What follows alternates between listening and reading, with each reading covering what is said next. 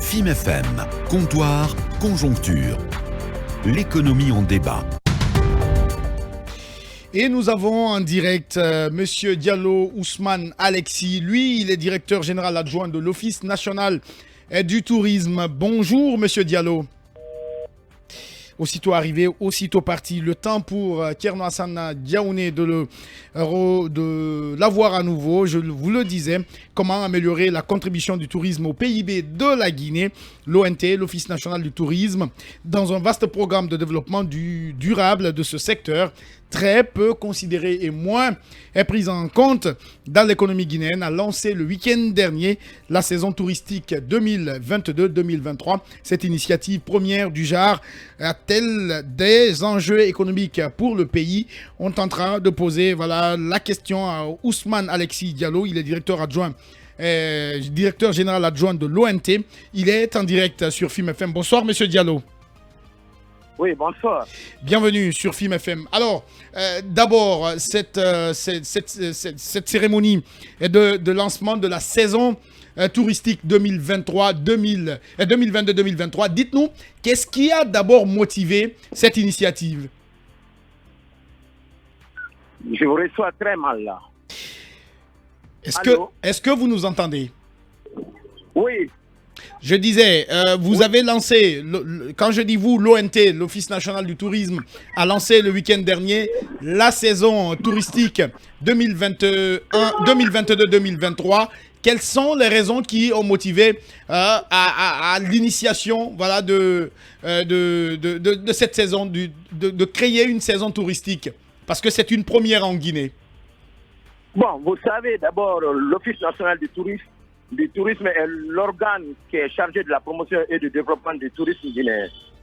Donc, dans notre plan d'action sectoriel, dont les objectifs sont dans le plan d'action annuel du ministère, nous devons chaque année, normalement, ouvrir la saison touristique après la saison morte, qui est la grande pluie. Donc, sous la prévoyance de Madame la directrice, avec la nouvelle approche stratégique en marketing agressif, nous avons jugé nécessaire aujourd'hui, avec tous les atouts, le potentiel qu'on a par rapport à notre diversité culturelle et naturelle, d'ouvrir la saison touristique. Elle va être essentiellement marquée par quoi, cette saison? Bon, réellement, comme vous le voyez, notre vision aujourd'hui, c'est de donner un tourisme responsable qui contribue au développement de l'économie nationale et qui peut donner réellement une croissance par rapport au PIB du pays. Donc nous avons commencé sur les îles de l'Os, comme vous le voyez, un peu une zone appropriée par rapport au balnéaire, avec les 300 km de sable fin depuis des îles de l'Os jusqu'à Bel Air. Donc nous avons jugé nécessaire qu'aujourd'hui, la zone propice aujourd'hui pour vendre la Guinée, c'est les îles de l'Os. Donc la stratégie de promotion a commencé par rapport aux îles de l'Os. Oui, Kian Suleiman pour la suite de l'interview. Monsieur Diallo, vous lancez la nouvelle saison touristique dans un contexte où, en tout cas, le contraste il est saisissant entre le potentiel touristique et la mise en valeur des sites qui devraient... Mais je vous reçois très très mal là, réellement. J'ai trop de bruit à côté. Thierno Hassana Diaouné, est-ce que vous pouvez faire un effort pour que notre invité puisse... on va le reprendre derrière. Ou déplacez-vous carrément, monsieur Diallo. C'est ça, je crois qu'il est dans un endroit un peu... Si vous nous écoutez, prière de rester dans un endroit un peu plus calme. Il faut dire quand même, Mariama Djombo, que c'est une première qu'on lance en pompe une saison touristique en Guinée. C'est vrai, mais il faut tout de même rappeler que la Guinée ne se fixe qu'un seul objectif. En fait, le seul site que nous avons vraiment comme site touristique en Guinée, ce sont les îles de l'Os. Nous n'envoyons nos touristes que vers là-bas.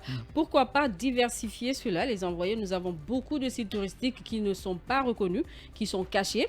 Et nous avons par exemple... plein en Haute-Guinée, nous en avons en Moyenne-Guinée et même en forêt au-delà. Mais c'est juste les îles de l'Os. Pourquoi seulement les îles de l'Os? Bien.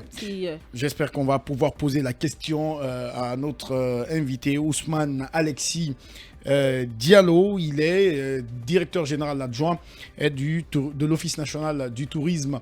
Kian Suleiman, votre question, c'était notamment liée au contraste entre le potentiel et le rendement. Et la mise, les sites existants, Diombo l'a dit.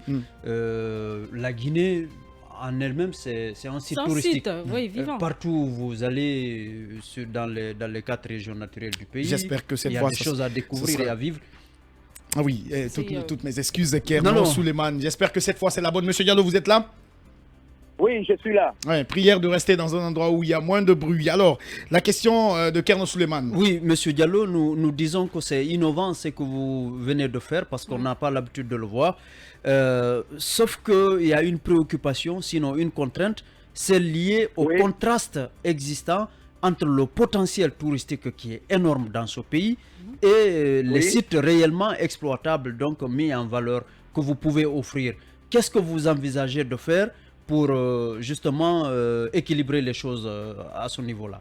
Bon, vous savez, cette question, il y a beaucoup de préalables. Normalement, le tourisme est un secteur transversal où il y a l'intervention de beaucoup de secteurs par rapport au développement. À part du problème financier qu'on connaît, c'est un problème d'approche, de méthodologie et de stratégie. Nous, avec la nouvelle équipe, qu'est-ce qu'on a pensé? La meilleure stratégie pour la Guinée aujourd'hui, c'est la régionalisation et la territorialisation du tourisme guinéen. On a 4 régions naturelles, chacune avec ses spécifiques qu'on connaît. Quand on prend la Basse-Côte, c'est le littoral, c'est le balnéaire qui est là. Quand on prend la Haute-Guinée, c'est tout ce qui concerne l'histoire de notre pays. Quand on prend la Moyenne-Guinée, c'est tout ce qu'on connaît par rapport à la montagne. Et la forêt, c'est l'écotourisme. Donc ça dépend que chaque région naturelle doit obéir à un plan d'aménagement touristique qui lui est propre. C'est tout. Et qui dit plan d'aménagement parle forcément de coûts financiers. Est-ce que vous avez eu à estimer la valeur financière de ces projets? Bon, dans le document de stratégie du tourisme durable que le ministère a, on a des fiches de projet avec des coûts. Mais nous aussi, l'Office, à notre sein, on a un plan d'action annuel qu'on veut mettre en place. Et maintenant, avec le capital qu'on a demandé, avec une somme de 40 milliards qui est dans notre statut, si on arrive à avoir ce montant, je crois, le premier pas, on va commencer à aménager les sites balnéaires de la République de Guinée. Ousmane, Justement, Monsieur Diallo, vous venez d'évoquer le caractère transversal du tourisme, en tout cas en ce qui concerne les investissements à faire. Alors, quelles sont les démarches déjà en cours avec les autres départements avec lesquels vous êtes censé travailler en synergie pour faire bouger les choses? Bon, la première démarche, c'est déjà avec le TAP, le ministère de la décentralisation, parce que vous savez qu'il y a des collectivités, la 040, qui a mis des ressources, les sites touristiques, dans le portefeuille des collectivités. Donc, il y a un souci par rapport à l'aménagement des sites balnéaires de Conakry. Et les mairies, maintenant, vous voyez partout, c'est des jeunes qui s'installent sur nos plages.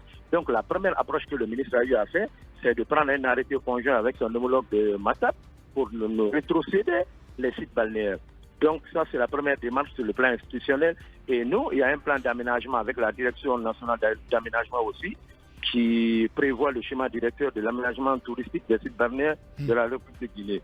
Donc l'Office, on attend seulement notre capitale maintenant pour commencer avec la plage de Benares, qui va être la plage pilote pour l'aménagement touristique. Ça suppose, Monsieur Diallo, que vous avez repris les sites qui étaient exploités peut-être indûment par des jeunes sans être à même de pouvoir les faire fonctionner tout de suite.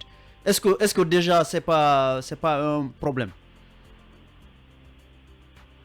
Bon, vous savez, normalement, les plages, en amont et en aval, les bénéficiaires directs, c'est la jeunesse, c'est la population. Donc, juste l'emploi qui sera créé là, c'est pour eux. Donc, ils font c'est une partie prenante dans la gestion de ces plages-là.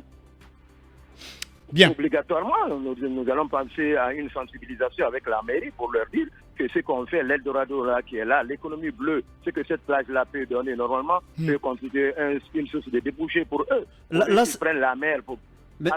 Monsieur le directeur, là ce sont des bonnes déclarations, c'est des déclarations de bonnes intentions, mais déjà il y a un fait, vous avez décidé de reprendre les sites qui étaient exploités par des jeunes, par des particuliers, il faut le préciser, par des particuliers, et les mairies, mais sans pour autant être prêt à les faire fonctionner tout de suite.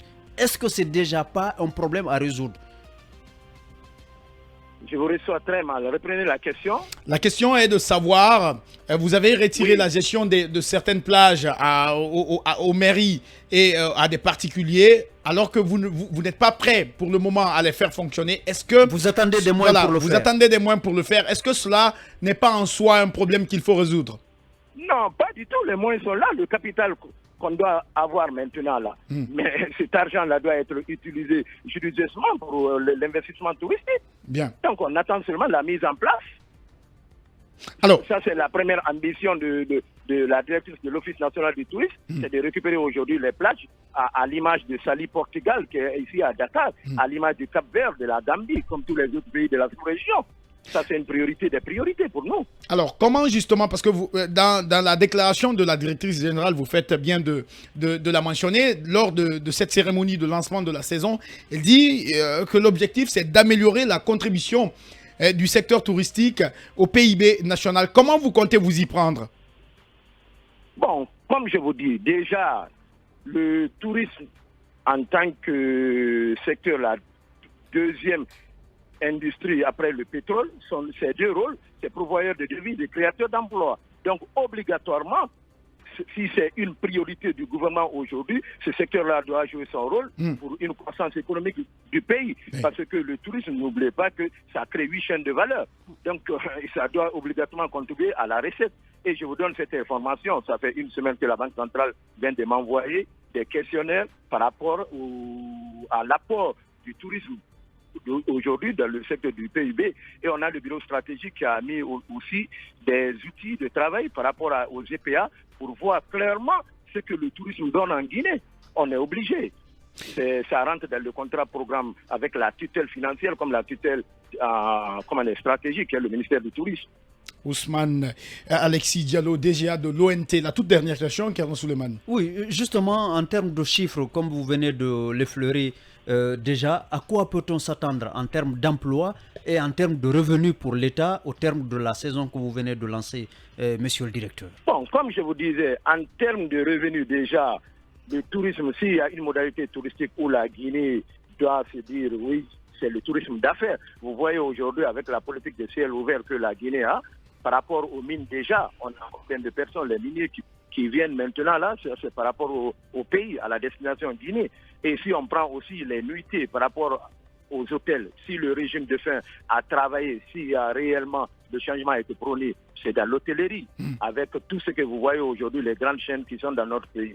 Donc en chiffres, je ne vais pas m'hasarder de vous donner un chiffre clé ici, les statistiques, mais je sais quand même que ça s'est amélioré dans les derniers temps. Ousmane Alexis Diallo, DGA de l'ONT. En tout cas, il ne nous reste qu'à vous dire merci beaucoup, monsieur Diallo. Merci, le plaisir est à moi. Merci beaucoup. Voilà, et c'est ce qui nous amène à notre pause dans cette émission comptoir de ce lundi. On va marquer la pause pour nos réclames et les infos. Derrière, on parlera de la disponibilité ou de l'indisponibilité des engrais en Guinée. Écoutez, il y a beaucoup de déclarations d'intention, comme on le disait tantôt. C'est bien d'avoir des ambitions affichées parce que c'est à l'aune de ces ambitions affichées qu'on pourrait éventuellement les évaluer.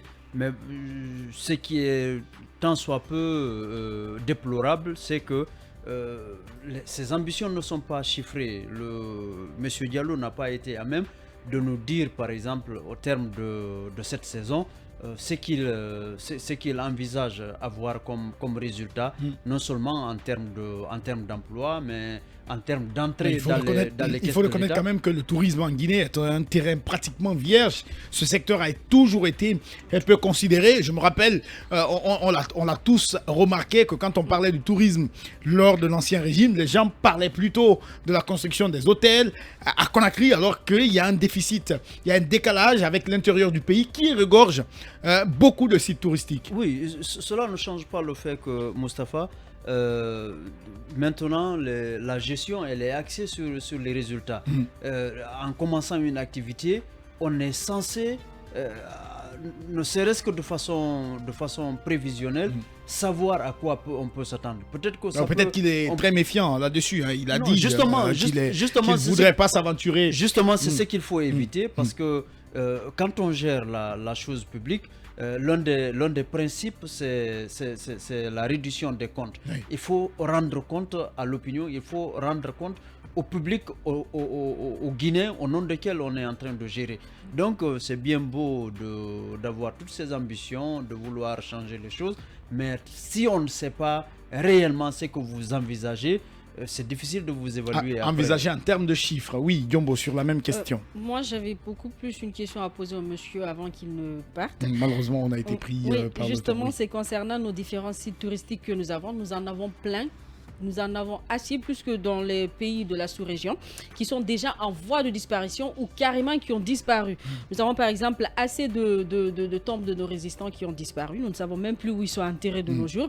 Nous avons plus que l'île de Gorée ici en Guinée qui se trouve quelque part, je crois c'est à Bokeh, c'est ça? Ah oui. Nous avons les 3 pierres. C'est ça? Il y a les pierres, les roches, Oui, les roches. À 3, 6 et 12 pieds. Justement, c'est de ça dont je parlais. Mais bon nombre de Guinéens ne savent pas ce que c'est. Pour nous, c'est de la préhistoire, on ne connaît pas. On n'enseigne même pas ça dans nos écoles. On nous enseigne plutôt l'île de Gorée et compagnie, qui ne sont vraiment pas... On n'en a pas besoin en fait. On a beaucoup plus besoin de nos études, de ce que nous avons dans notre pays ici, de savoir ce que nous avons ici, au lieu de s'intéresser à ce que les autres ont chez eux. Oui.